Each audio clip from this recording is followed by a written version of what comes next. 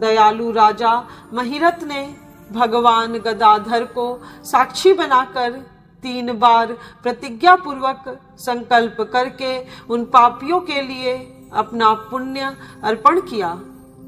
वैशाख मास के एक दिन के ही पुण्य का दान करने पर वे सभी जीव यम यातना के दुख से मुक्त हो गए।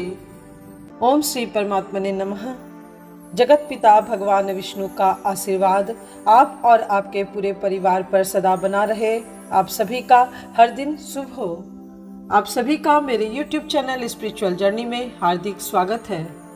आज के वीडियो में आप रसपान करेंगे पद्म पुराण के पाताल खंड के अध्याय 146 का, जिसमें वैशाख महात्म्य के प्रसंग में राजा महिरथ की कथा और यम ब्राह्मण संवाद का उपसंहार का वर्णन किया गया है। यमराज कहते हैं, ब्राह्मण, पूर्व काल की बात है, महिरथ नाम से विख्यात एक राजा थे। उन्हें अपने पूर्व जन्म के पुण्यों के फलस्वरूप प्रचुर ऐश्वर्य और संपत्ति प्राप्त हुई थी, परंतु राजा राज्य लक्ष्मी का सारा भार मंत्री पर रखकर स्वयं विषय भोग में आसक्त हो रहे थे। वे न प्रजा की ओर दृष्टि डालते थे, न धन की ओर। धर्म और अर्थ का काम भी कभी नहीं देखते थे। उनकी वाणी तथा उनका मन कामनियों की घृणा में ही आसक्त रहता था। राजा के पुरोहित का नाम कश्यप था।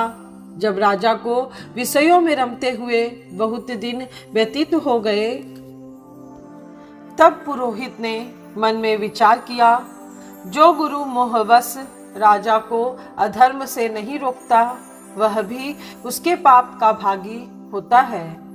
यदि समझाने पर भी राजा अपने पुरोहित के वचनों की अवहेलना करता है, तो पुरोहित निर्दोष हो जाता है। उस दशा में राजा ही सारे दोषों का भागी होता है। यह सोचकर उन्होंने राजा से धर्मानुकूल वचन कहा। कश्यप बोले, राजन, मैं तुम्हारा गुरु हूँ, अतः धर्म और अर्थ से युक्त मेरे वचनों को सुनो। राजा के लिए यही सबसे बड़ा धर्म है कि वह गुरु की आज्ञा में रहे। गुरु की आज्ञा का आंशिक पालन भी राजाओं की आयु, लक्ष्मी तथा सौख्य को बढ़ाने वाला है। तुमने दान के द्वारा कभी ब्राह्मणों को तृप्त नहीं किया, भगवान श्री विष्णु की आराधना नहीं की, कोई व्रत, तपस्या तथा तीर्थ भी नहीं किया। महाराज, कितने खेद की बात है कि तुमने काम के अधीन होकर कभी भगवान के नाम का स्मरण नहीं किया। अबलाओं की संगति में पड़कर विद्वानों की संगति नहीं की। जिसका मन स्त्रियों ने हर लिया, उसे अपनी विद्या, तपस्या, त्याग, नीति तथा विवेकशील चित्त से क्या लाभ हुआ। एकमात्र धर्म ही सबसे महान और श्रेष्ठ है, जो मृत्यु के बाद भी साथ जाता है। शरीर के उपभोग में आने वाली अन्य जितनी वस्तुएं हैं, वे सब यहीं नष्ट हो जाती हैं। धर्म की सहायता से ही मनुष्य दुर्गति से पार होता है। राजेंद्र, क्या तुम नहीं जानते, मनुष्यों के जीवन का विलास जल की उत्ताल तरंगों के समान चंचल एवं अनित्य है, जिनके लिए विनय ही पगड़ी और मुकुट है, सत्य और धर्म ही कुंडल है तथा त्याग ही कंगन है। उन्हें जड़ आभूषणों की क्या आवश्यकता है। मनुष्य के निर्जीव शरीर को ढेले और काठ के समान पृथ्वी पर फेंक उसके बंधु बांधव मुंह फेर कर चल देते हैं। केवल धर्म ही उसके पीछे पीछे जाता है।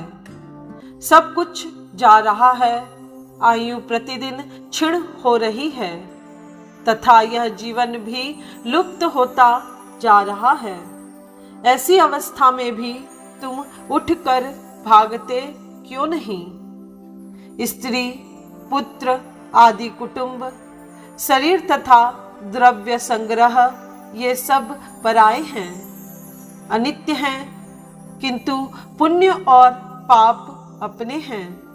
जब एक दिन सब कुछ छोड़कर तुम्हें विवशता पूर्वक जाना ही है, तो तुम अनर्थ में फंसकर अपने धर्म का अनुष्ठान क्यों नहीं करते?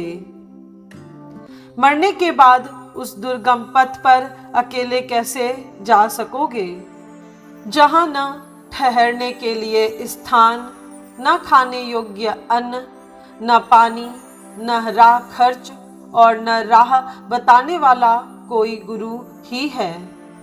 यहाँ से प्रस्थान करने के बाद तुम्हारे पीछे कुछ भी नहीं जाएगा, केवल पाप और पुण्य जाते समय तुम्हारे पीछे पीछे जाएंगे। अतः अब तुम आलस्य छोड़कर वेदों तथा स्मृतियों में बताए हुए देश और कुल के अनुरूप हितकारक कर्म का अनुष्ठान करो। धर्म मूलक सदाचार का सेवन करो। अर्थ और काम भी यदि धर्म से रहित हो तो उनका परित्याग कर देना चाहिए। दिन रात इंद्रिय विजय रूपी योग का अनुष्ठान करना चाहिए, क्योंकि जितेंद्रिय राजा ही प्रजा को अपने वश में रख सकता है। लक्ष्मी अत्यंत प्रगल्भ रमणी के कटाक्ष के समान चंचल होती है। विनय रूपी गुण धारण करने से ही वह राजाओं के पास दीर्घ काल तक ठहरती है। जो अत्यंत कामी और घमंडी है, जिनका सारा कार्य बिना विचारे ही होता है, उन मूढ़ चेता राजाओं की संपत्ति उनके आयु के साथ ही नष्ट हो जाती है। व्यसन और मृत्यु, इनमें व्यसन को ही कष्टदायक बताया गया है। व्यसन में पड़े हुए राजा की अधोगति होती है, और जो व्यसन से दूर रहता है वह स्वर्ग लोक में जाता है। व्यसन और दुख विशेषतः काम से ही उत्पन्न होते हैं, अतः काम का परित्याग करो। पापों में फंस जाने पर वैभव एवं भोग स्थिर नहीं रहते, वे शीघ्र ही नष्ट हो जाते हैं। चलते, रुकते, जागते और सोते समय भी जिसका चित्त विचार में संलग्न नहीं रहता, वह जीते जी भी मरे हुए के ही तुल्य है। विद्वान पुरुष विषय चिंता छोड़कर समतापूर्ण स्थिर एवं व्यवहारिक युक्ति से परमार्थ का साधन करते हैं। जीव का चित्त बालक की भांति चपल होता है, अतः उससे बलपूर्वक काम लेना चाहिए। राजन, धर्म के तत्वदर्शी वृद्ध पुरुषों की बुद्धि का सहारा ले पराबुद्धि के द्वारा अपने कुपथगामी चित्त को वश में करना चाहिए। लौकिक धर्म, मित्र, भाई बंधु, हाथ पैरों का चलाना, देशांतर में जाना, शरीर से कलेश उठाना तथा तीर्थ के लिए यत्न करना आदि कोई भी परम पद की प्राप्ति में सहायता नहीं कर सकते। केवल परमात्मा में मन लगाकर उनका नाम जाप करने से ही उस पद की प्राप्ति होती है। इसलिए राजन, विद्वान पुरुष को उचित है कि वह विषयों में प्रवृत्त हुए चित्त को रोकने के लिए यत्न करे। यंत्र से वह अवश्य ही वश में हो जाता है। यदि मनुष्य मोह में पड़ जाए, स्वयं विचार करने में असमर्थ हो जाए, तो उसे विद्वान सुहृदों के पास जाकर प्रश्न करना चाहिए। वे पूछने पर यथोचित कर्तव्य का उपदेश देते हैं। कल्याण की इच्छा रखने वाले को हर एक उपाय से काम और क्रोध का निग्रह करना चाहिए, क्योंकि वे दोनों कल्याण का विघात करने के लिए उद्धत रहते हैं। राजन, काम बड़ा बलवान है। वह शरीर के भीतर रहने वाला महान शत्रु है। श्रेय की अभिलाषा रखने वाले पुरुष को उसके अधीन नहीं होना चाहिए। अतः विधि पूर्वक पालन किया हुआ धर्म ही सबसे श्रेष्ठ है। इसलिए तुम धैर्य धारण करके धर्म का ही आचरण करो। यह श्वास बड़ा चंचल है, जीवन उसी के अधीन है। ऐसी स्थिति में भी कौन मनुष्य धर्म के आचरण में विलंब करेगा। राजन, जो वृद्धावस्था को प्राप्त हो चुका है, उसका चित्त भी इन निषिद्ध विषयों की ओर से नहीं हटता। यह कितने शोक की बात है। पृथ्वीनाथ, इस काम के मोह में पड़कर तुम्हारी सारी उम्र व्यर्थ बीत गई। अब भी तो अपने हित साधन में लगो।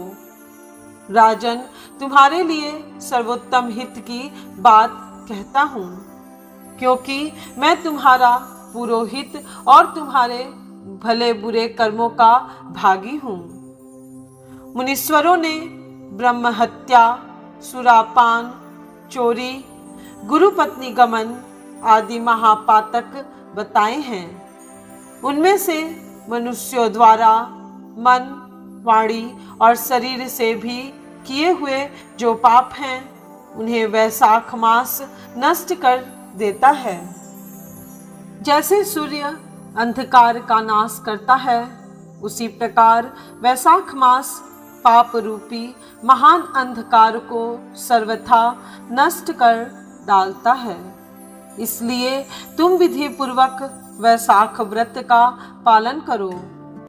राजन, मनुष्य वैशाख मास की विधि के अनुष्ठान द्वारा होने वाले पुण्य के प्रभाव से जन्म भर के किए हुए घोर पापों का परित्याग करके परम धाम को प्राप्त होता है। इसलिए महाराज, तुम भी इस वैशाख मास में प्रातः स्नान करके विधि पूर्वक भगवान मधुसूदन की पूजा करो। जिस प्रकार कूटने छाटने की क्रिया से चावल की भूसी छूट जाती है, मांजने से तांबे की कालिख मिट जाती है, उसी प्रकार शुभ कर्म का अनुष्ठान करने से पुरुष के अंतःकरण का मल धुल जाता है।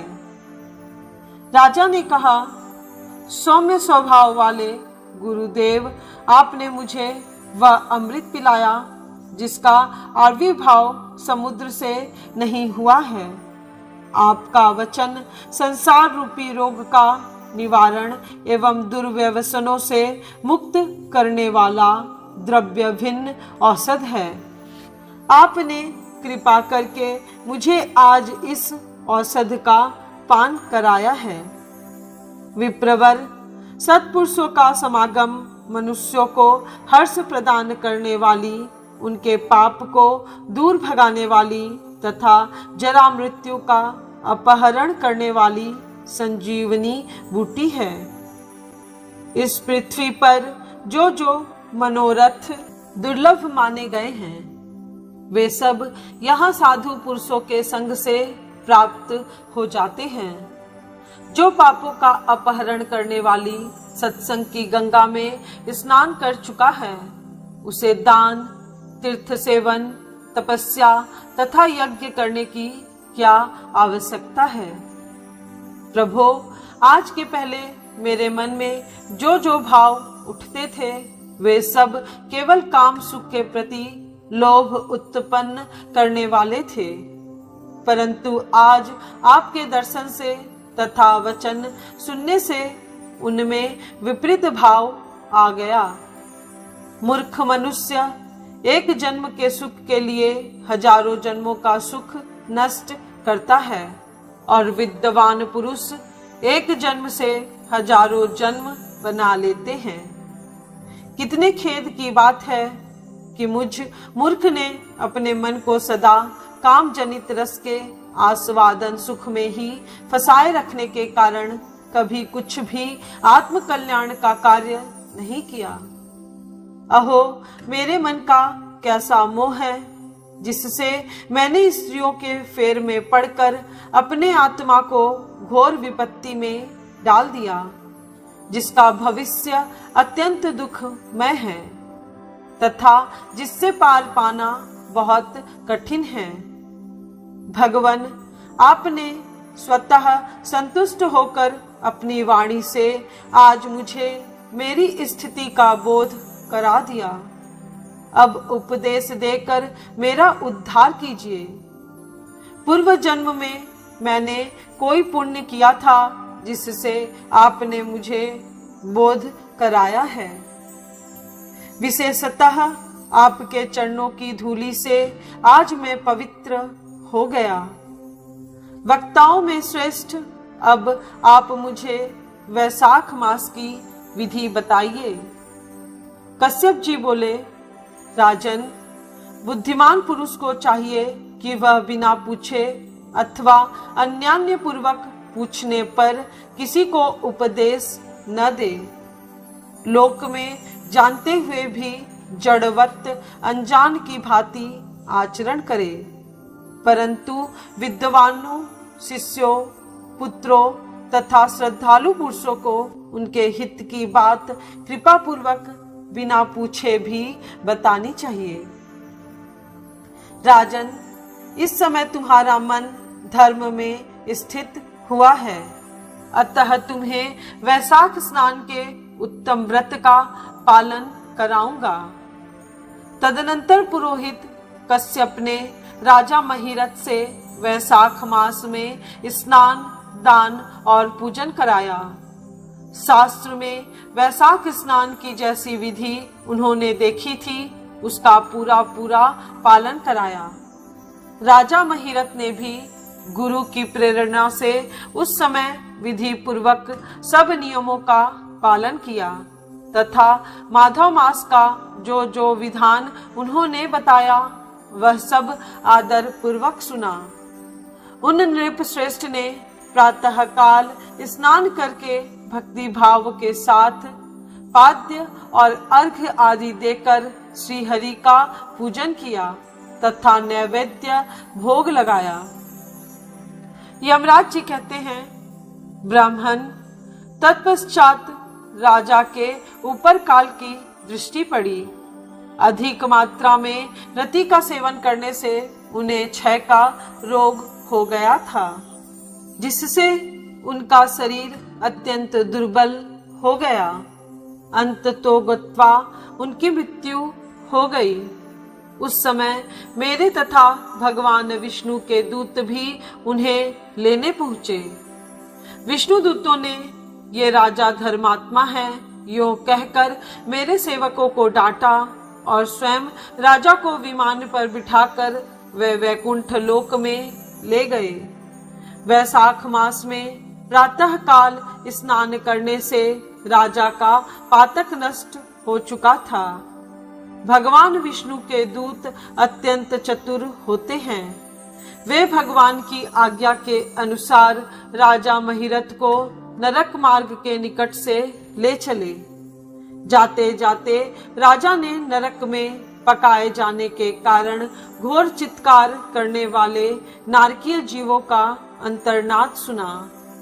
कड़ाहा में डालकर औटाए जाने वाले पापियों का क्रंदन बड़ा भयंकर था। सुनकर राजा को बड़ा विस्मय हुआ। वे अत्यंत दुखी होकर दूतों से बोले, जीवों के कराहने की यह भयंकर आवाज क्यों सुनाई दे रही है? इसमें क्या कारण है? आप लोग सब बातें बताने की कृपा करें।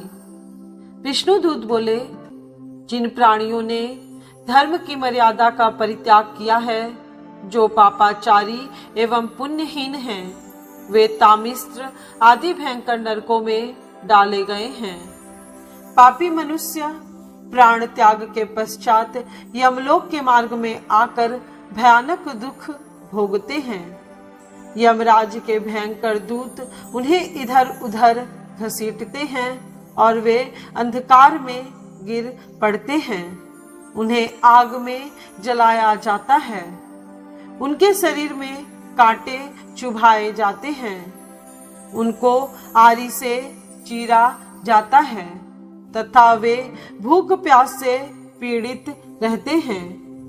पीप और रक्त की दुर्गंध के कारण उन्हें बार बार मूर्छा आ जाती है। कहीं वे खौलते हुए तेल में औटाए जाते हैं, कहीं उन पर मुसलों की मार पड़ती है और कहीं तपाए हुए लोहे की सिलाओं पर डालकर उन्हें पकाया जाता है। कहीं वमन, कहीं पीप और कहीं रक्त उन्हें खाने को मिलता है। मुर्दों की दुर्गंध से भरे हुए करोड़ों नरक हैं, जहां सरपत्र वन है, शिलापात के स्थान हैं, अर्थात जहां पापी शिलाओं पर पटके जाते हैं तथा वहां की समतल भूमि भी आग से तपी होती है। इसके सिवा गरम लोहे के, खौलते हुए तेल के, मैदा के, तपे हुए स्तंभ के तथा कूट सालमली नाम के भी नरक हैं। छुरे, कांटे, कील और उग्र ज्वाला के कारण क्षोभ एवं भय उत्पन्न करने वाले बहुत से नरक हैं। कहीं तपी हुई वैतरणी नदी है, कहीं पीप से भरे हुए अनेकों कुंड हैं। इन सब में पृथक पृथक पापियों को डाला जाता है। कुछ नरक ऐसे हैं जो जंगल के रूप में हैं। वहां के पत्ते तलवार की धार के समान तीखे हैं। इसी से उन्हें असीपत्र वन कहते हैं। वहां प्रवेश करते ही नर नारियों के शरीर कटने और छिलने लगते हैं। कितने ही नरक घोर अंधकार तथा आग की लपटों के कारण अत्यंत दारुण प्रतीत होते हैं। इनमें बार बार यातना भोगने के कारण पापी जीव नाना प्रकार के स्वरों में रोते और विलाप करते हैं। राजन, इस प्रकार ये शास्त्र विरुद्ध कर्म करने वाले पापी जीव कह रहाते हुए नरक यातना का कष्ट भोग रहे हैं। उन्हीं का यह क्रंदन हो रहा है। सभी प्राणियों को अपने पूर्वकृत कर्मों का भोग भोगना पड़ता है। पराई स्त्रियों का संग प्रसन्नता के लिए किया जाता है, किंतु वास्तव में वह दुख ही देने वाला होता है। 2 घड़ी तक किया हुआ विषय सुख का आस्वादन अनेक कल्पों तक दुख देने वाला होता है। राजेंद्र, तुमने वैशाख मास में प्रातः स्नान किया है। उसकी विधि का पालन करने से तुम्हारा शरीर पावन बन गया है। उससे छूकर बहने वाली वायु का स्पर्श पाकर ये क्षण भर के लिए सुखी हो गए हैं। तुम्हारे तेज से इन्हें बड़ी तृप्ति मिल रही है। इसी से अब ये नरकवर्ती जीव कराहना छोड़कर चुप हो गए हैं। पुण्यवानों का नाम भी यदि सुना या उच्चारण किया जाए तो वह सुख का साधक होता है तथा उसे छूकर चलने वाली वायु भी शरीर में लगने पर बड़ा सुख देती है। यमराज कहते हैं, करुणा के सागर राजा महिरथ अद्भुत कर्म करने वाले भगवान श्री विष्णु के दूतों की उपर्युक्त बात सुनकर द्रवित हो उठे। निश्चय ही साधु पुरुषों का हृदय मक्खन के समान होता है। जैसे नवनीत आग की आंच पाकर पिघल जाता है, उसी प्रकार साधु पुरुषों का हृदय भी दूसरों के संताप से संतप्त होकर द्रवित हो उठता है। उस समय राजा ने दूतों से कहा। राजा बोले, इन्हें देखकर मुझे बड़ी व्यथा हो रही है। मैं इन व्यथित प्राणियों को छोड़कर जाना नहीं चाहता। मेरी समझ में सबसे बड़ा पापी वही है जो समर्थ होते हुए भी वेदनाग्रस्त जीवों का शोक दूर न कर सके। यदि मेरे शरीर को छूकर बहने वाली वायु के स्पर्श से ये जीव सुखी हुए हैं, तो आप लोग मुझे उसी स्थान पर ले चलिए, क्योंकि जो चंदन वृक्ष की भांति दूसरों के ताप दूर करके उन्हें आह्लादित करते हैं तथा जो परोपकार के लिए स्वयं कष्ट उठाते हैं, वे ही पुण्यात्मा हैं।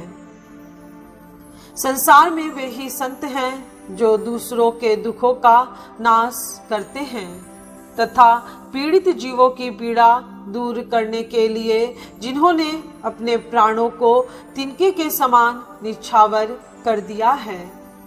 जो मनुष्य सदा दूसरों की भलाई के लिए उद्धत रहते हैं, उन्होंने ही इस पृथ्वी को धारण कर रखा है।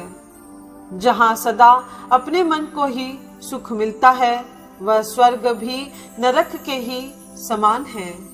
अतः साधु पुरुष सदा दूसरों के सुख से ही सुखी होते हैं।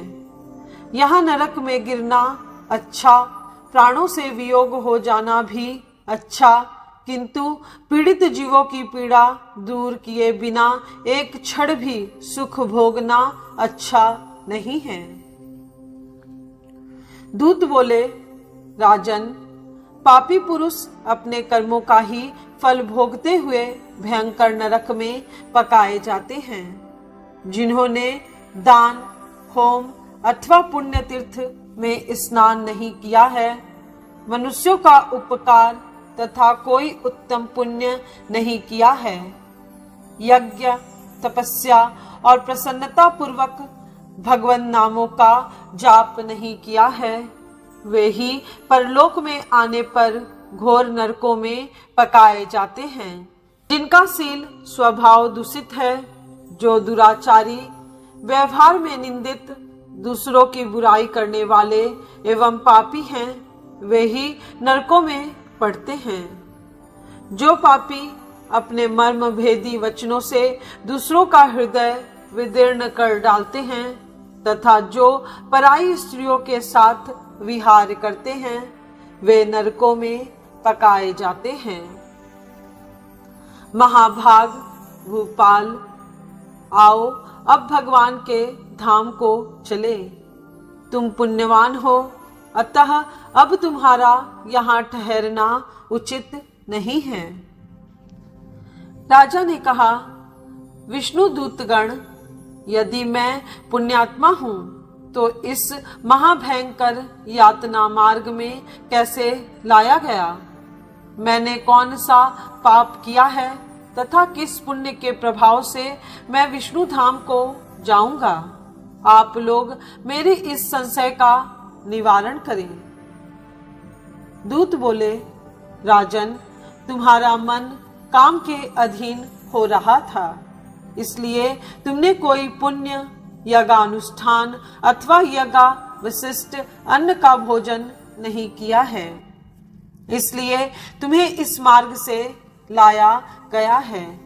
किंतु लगातार 3 वर्षों तक तुमने अपने गुरु की प्रेरणा से वैशाख मास में विधि पूर्वक प्रातः स्नान किया है तथा महापापों और अति पापों की राशि का विनाश करने वाले भक्त वत्सल विश्वेश्वर भगवान मधुसूदन की भक्ति पूर्वक पूजा की है।